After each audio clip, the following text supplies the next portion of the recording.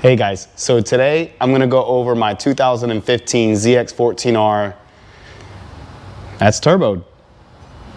I'm gonna go over a few things today on this bike that I've done personally that has removed a lot of weight off this bike. So this bike has stirred a lot of interest with some people on Facebook, with some of my YouTube subscribers, people at the track. They're always curious about the bike. I always have them sit on it, feel the weight, stuff like that. And anyways, it's pretty fun. It's pretty cool. We get a kick out of it.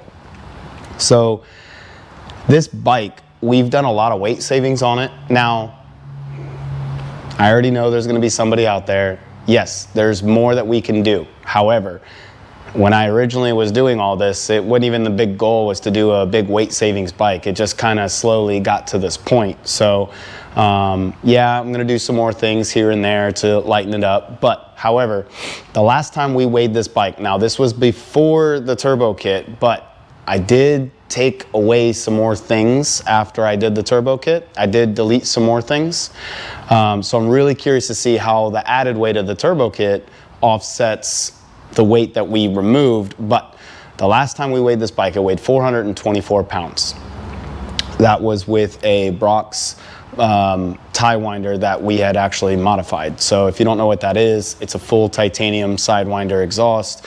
We had the baffle out. We also shaved it down and cut it. So we shaved off even a little bit more. I'm just gonna go over what we did to get it down to 424 originally. So I have a little list here that I had to make, so I forgot a lot of things. It's a lot of stuff that we've done. One of the major components, and we'll start with this, are the BST wheels. Now, if you don't know what BST wheels are, they are full-fledged carbon fiber wheels.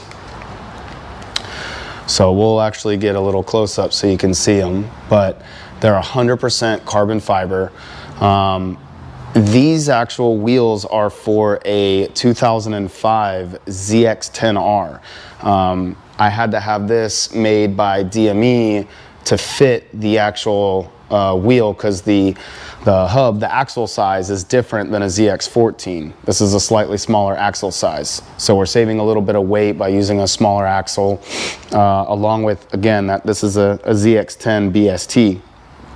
We made it work. It was not easy, front and rear. The front is also a full carbon fiber wheel as well. And it took a lot of work to get it there. They did not just bolt right in. We had to make different spacers. We had to machine them down. It came out great. It took a lot of tinkering and a lot of messing with, but we finally got it. We finally got it all to work and got it all lined up. Another big component is, you notice I have this extended swing arm. Now with this arm, I didn't have a stock swing arm to compare it with because when I bought this bike, it already had a chrome moly swing arm. But when we went to the aluminum arm, it did shave a little bit of weight. I don't remember the exact amount. However, this is aluminum. There's two different types of swing arms that you can really have built in our drag world when you go over and you stretch it. You have a chrome moly, which is steel, and then you have aluminum, which is what this is, this thicker. This is a thicker swing arm compared to the chrome mollies. That's the biggest difference. Is you'll see the other ones, they're a lot thinner, they're a lot smaller. It's just because it's made of steel, not aluminum. Okay, so I did want to give you guys a sound test. I think that would be pretty cool. I think you'd enjoy it. We're gonna crank it up real quick and see what she sounds like.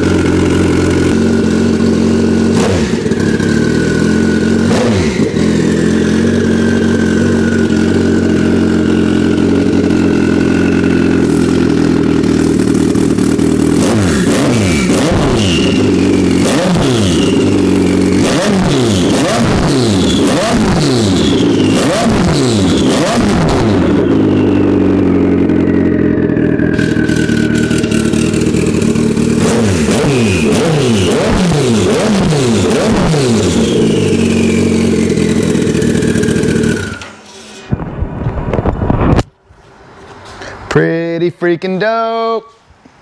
I love this bike.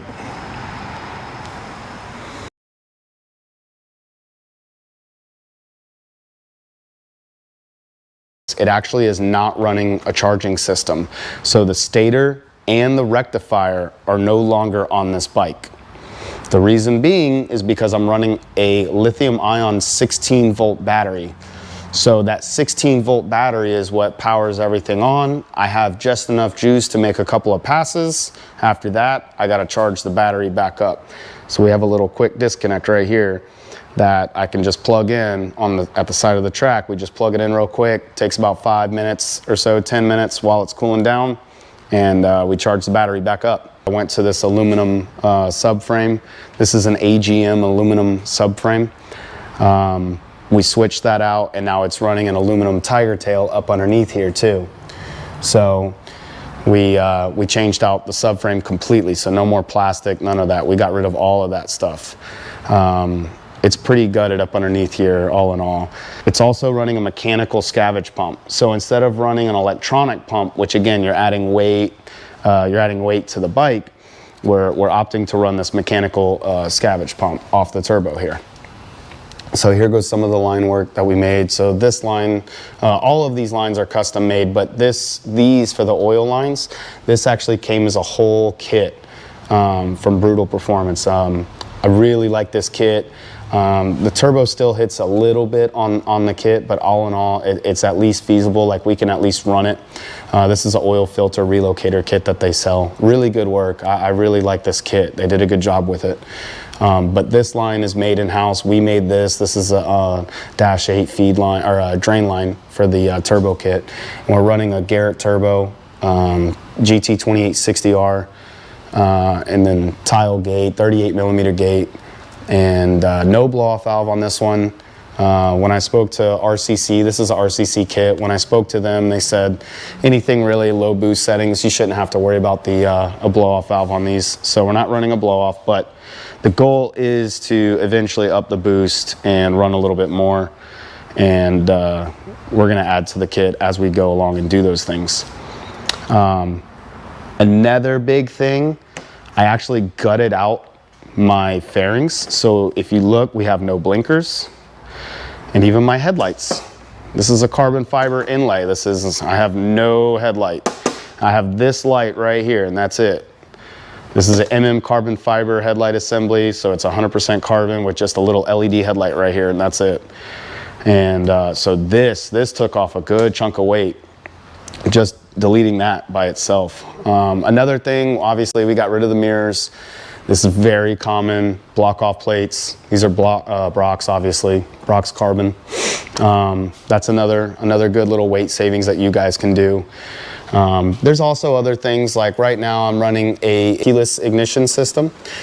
So what we did, I ordered a set of trees, but after waiting 5 months with COVID and everything, they ended up not coming. So what we did was we just said, screw it. We took the stock triple tree, we took it off, we shaved it all down, and then we just repainted it. It came out pretty good, considering we just, again, this was just one day, we just decided to do this and go with the keyless system. We're running Vortex clip-ons, so a little bit lighter weight than the OEM setup.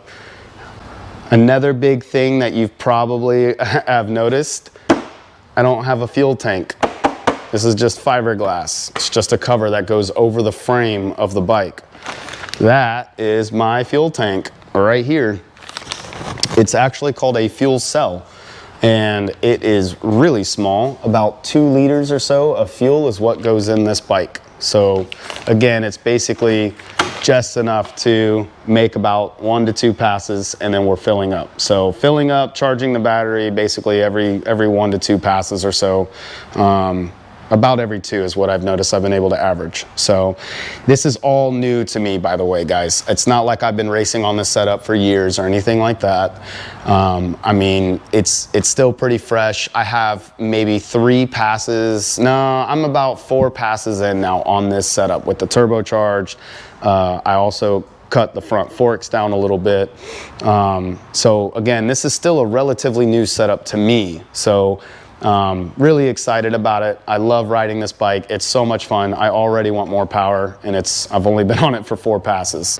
So another big thing is rear sets. These are aluminum rear sets. They're very lightweight. You can see I'm bending them with my feet on them, and I push back. I'm physically bending these things. They're very, very light. They're very thin. Some of you may have noticed that are more experienced, but some of you newer guys, I do not have a cooling system. I don't know if you noticed that, but look, there is no radiator, nothing. This is where the water pump goes. This is now deleted. So I'm not running any kind of water pump and no coolant. It's a completely dry block now. Quite a bit of stuff. Now, obviously, not all of this stuff you will be able to delete if you're driving your bike on the street. You know, you can't go to a 16-volt system. You can't delete your cooling system. You know, realistically, the fuel cells, stuff like that, you know, you can't, unless you're going just down the road and back, you really can't do some of the stuff that I have done. Now, we also deleted the ABS. I don't know if you guys noticed or not, but there's no hard lines on the bike. See how there's no hard lines, there's no brake lines. We deleted the rear brake altogether. So a lot of you bikes out there that got the ABS stuff, guess what? Your bikes are heavier than the non-ABS guys. So because you have all that added weight, there's a pump in there, it holds a lot more brake fluid, there's a lot more lines, stuff like that. It adds up, the weight adds up. So you delete the ABS system. Realistically, now that the bike is turbo and now that I am making more power and I'm gonna continue to keep pushing it and making more power, I'm gonna put the brakes back on the bike. There's definitely some tracks out there you do not want to run on the big end. You know, it sucks slowing down sometimes and catching the turn off. So I will be adding the brakes back on eventually. Definitely at least a second rotor on the front, but more than likely all 3 are gonna go back on. I hope you guys enjoyed this. I wanted to make it short and sweet. If you guys have any other further questions, let me know. And I'll be happy to answer them, guys. I really wanna kind of leave this as an open book. Whatever you guys want to know, let me know. I'm real curious. Please like, comment, subscribe, do all those things. If you gained any value today, can you do that for me? It takes about 20 seconds, not long at all. If you gained value out of this video, I'd really appreciate that. I really would. It means a lot to me. Let me know what you think. Let me know what you want to see, and let me know what I can help you with, okay? All right, thanks again, and I'll see you guys later.